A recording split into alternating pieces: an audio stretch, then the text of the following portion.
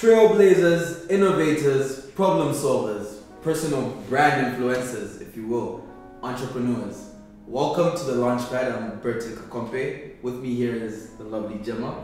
We will be attempting to analyze just who an entrepreneur is and help budding entrepreneurs find their journey in the business life a little less tedious than it tends to be.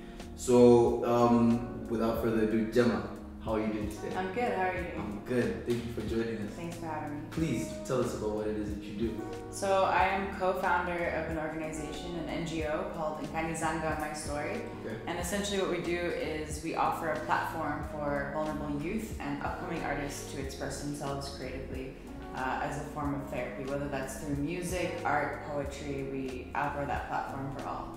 Tell me about creative, expressive therapy. What exactly does that entail, and how do you go about pinpointing who needs this and who needs that, and just enlighten me on the process? So we partner with different shelters or creative centers around Lusaka, and we basically, when you suppress certain emotions or traumas, it can do more harm than good, which is why we encourage expression over suppression.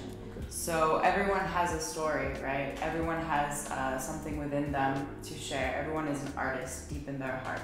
So we encourage everyone, whatever comes out, for them to share their true selves as a form of healing, really, because the process of art is sometimes even more powerful than the finished results, because art is never a finalized story. It's a continuing one. It's non-linear. So we really try to encourage this ongoing expression of releasing in order to grow.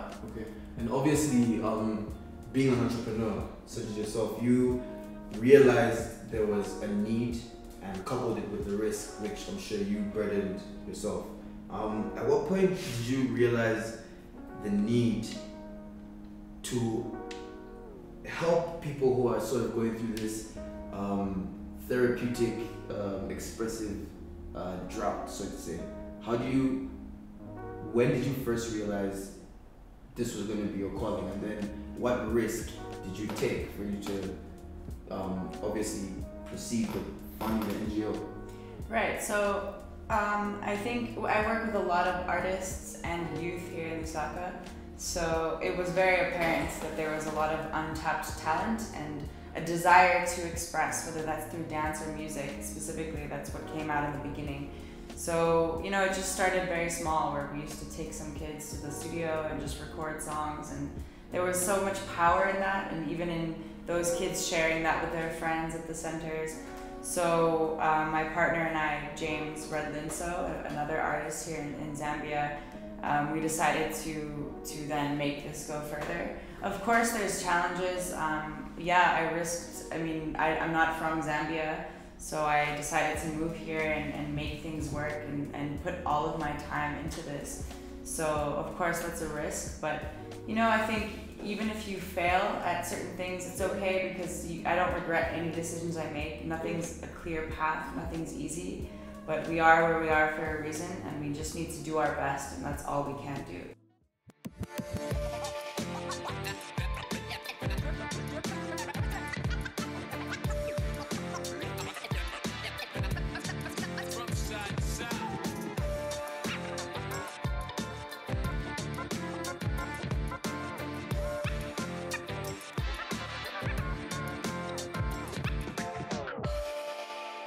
What do you understand at its core being an entrepreneur is? So I think an entrepreneur is a change maker, someone who is actively going out into their communities and disrupting the existing system, going beyond the surface and having creative disruption, making change where it doesn't seem like it's possible, and finding the solutions to existing problems, and also benefiting other people in the process. Okay. How long have you been an entrepreneur in Zambia? Our NGO officially started about 1.5 years ago. Okay. I have been coming back and forth to Zambia for about 6 years now. Okay. Do you feel there's a growing room for budding entrepreneurs to actually have worthwhile businesses in Zambia. 100%. You know, I think I talk to a lot of youth and a lot of artists in the industry, and there's a lot of hope and potential to create a more substantial industry. I think with any system, if there's a lack of a system that's working well, there's more opportunity to then create one that does work, right? So where you don't see something working, you can then, that's where entrepreneurs come in and they make something that does work. So I think something that we need to keep in mind is also to look at everything through a critical lens. We must always ask critical questions and analyze things in a way that we're not just taught to, you know, repeat information or look at how things are working. Doesn't mean that's the only way there is to go. There's many different paths. Definitely. And I feel the biggest problem we have here in Zambia is throughout most of our fundamental education process, when we're being taught all these things, we aren't necessarily taught skills such as entrepreneurship that might be invaluable to most people, because you find you graduate at grade 12 and you go to school, you go to university and you get a degree, and then your job will require certain things of you that you will not be able to provide at that point because you have just finished. So you require a certain level of expertise or maybe a certain amount of money just so you can manage the threshold between you transitioning. So I feel a lot of Zambian people would genuinely benefit from culturing different entrepreneurial skills, like being bold, for example. Entrepreneurs are bold and trailblazers, like we mentioned before. They're willing to take the risk where it's evident that it won't be as forthcoming. So what advice do you have to give young entrepreneurs to sort of push them, give them the little nudge they need in the right direction? You know, whether you have access to school or not, whether you go into university, I think entrepreneurship it's not necessarily a school education, right? It's experiential learning in life. You can be an entrepreneur in all elements of life. So it's about just absorbing all those lessons that we learn every day and transforming that into something, right? So we always have that potential to access the entrepreneur within, where we create something out of nothing, where we're innovating in our own elements and going past what we see on a day-to-day basis on the surface level. So I think just learning by doing, you know, and not being afraid to fail. And you know, like a little basic exercise you can do is, a lot of people have fear and that's the only thing stopping them, right? So just basic things of fear of rejection. The worst thing that anyone can say to you is no, right? That's the worst thing that can happen. So ask questions that will get you rejected, just so you can get used to that, because that will allow you to grow. Put yourself in uncomfortable situations so you can break through that box of your mind and surpass your own limitations. Definitely.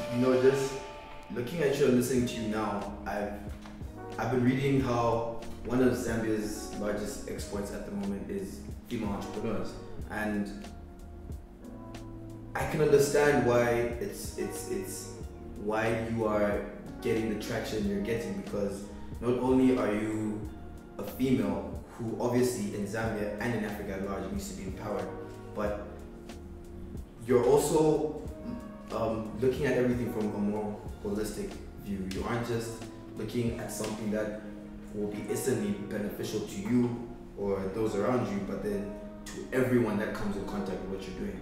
So what advice would you have for female entrepreneurs that are having it hard to make any headway in the game? Female or male, honestly, just stand your ground. Be very focused on your mission, and also be open to listening to other people's perspectives. Like, I realized in my process of growing this project that I can be stubborn and I can be, maybe stuck in my ways of doing things, and I think it doesn't work that way. We need to work together, cooperatively, in order to really have a sustainable impact. And I think that's another key word is sustainability. Whether you're growing any project, yes, you need to look at it holistically in order to see, okay, where are you going and how is this going to last? It's not just, you can do a million things now and it'll just be now and then that's it. Yeah. But especially when we're investing in youth, we need to think about how is this going to be sustainable and how can we also be self-sufficient. So that's another thing. We are an NGO, but what we are trying to strive towards becoming is in a social enterprise where we are self-sufficient. We have our own production company. We're growing our own food. We have our own self-sufficient atmosphere, and that will allow us to not depend on funders, which I think is totally overrated. There's no need for that. There's no need for that. So if we can utilize the resources we have now and connect existing resources that already exist in Zambia, and that's something I see a lot is so many NGOs are here and they're all trying to do the same thing, right? Or even businesses. And why are we doing that? Why are we competing for resources when we can work together and have more impact? Like, if our goal is truly to achieve that impact, then we must work together to achieve that impact. So I think collaboration and partnerships are key, and that's what we're trying to strengthen as well, is working with existing acting field members and bring them together. I feel being an entrepreneur is something that you sort of give a lot of yourself to. Like, you put in a lot of yourself in the work. A lot of your traits can be seen maybe in your business. So what I would like to know is at what point did you decide to break away from the norm, from the mundane of everyday life, and say, this is what I want to do? I'm going to be an entrepreneur, and not just any entrepreneur, I'm going to be a good one. At what point did I break away from the norm? I think I was born out of the norm, so I don't think I broke away from it consciously. I'm used to things always changing. I'm used to fluctuation. I'm used to going against the grain. That's what I was taught. That's the values I was raised with. So I think that is an important distinction, is to not always do what you're told, and that's okay, to not always do what's expected of you or what society thinks is right, because everything is changing. Change is a natural part of our system. And I think that society tends to make things be like, okay, this is the status quo, this is how things are always going to be. Yes, you're right. And an innovator, an entrepreneur is going to challenge that status quo.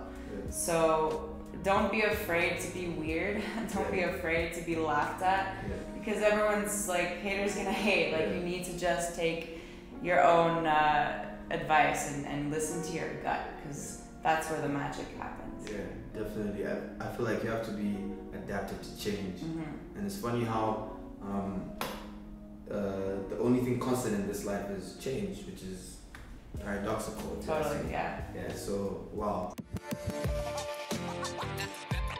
And if you want to learn how to make 30-minute meals, please call James. Or Jen, if you just want to say hi to me.